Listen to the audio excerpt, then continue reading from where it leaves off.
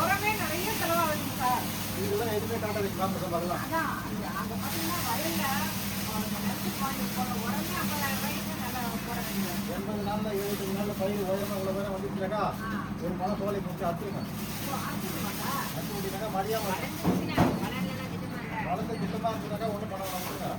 நிறைய மழை பெய்ஞ்சுனாக்கா நிறைய மழை பெய்ஞ்சாலும் வளரும். வளர்ந்துச்சுனாக்கா கழுவி வரும்போது மடி ஆரம்பிக்கும். அதெல்லாம் அறுத்து வச்சுருவாங்க. துணியில் பிடிச்சி அறுத்துக்கணுங்களா? மொட்டைக்கெல்லாம் 2 கல்லியுமே இதில் இருக்கலாங்களா? அறுக்கலாம் வளர்ந்தால் மட்டும் அங்கே எதனா இருக்கணும்.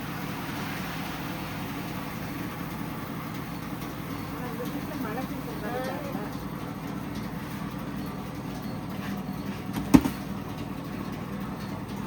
மிஷின் ஆஃப் பண்ணு. இந்த சீசன் வந்து மழை சீசன் தான். ஆமாம் வளரும். கார்த்திகை மாதத்தில் நிறைய மழை பெஞ்சாலும் வளரும். இல்லைன்னா திட்டமாக மழை பெஞ்சுனாக்கா வளராது. வளர்ந்து அறுத்துட்டோம்னா அப்புறம் திரும்ப அதுலேருந்து ரெல்லி அதே போல் தான். அதே மாதிரி தான். நிறைய வளர்ந்துனாக்கா மடியும் போது நம்மளுக்கு மகசூல் குறையும். எவ்வளோ நாளில் அறுத்துடணும் சார் அது? 65 75 நாளில்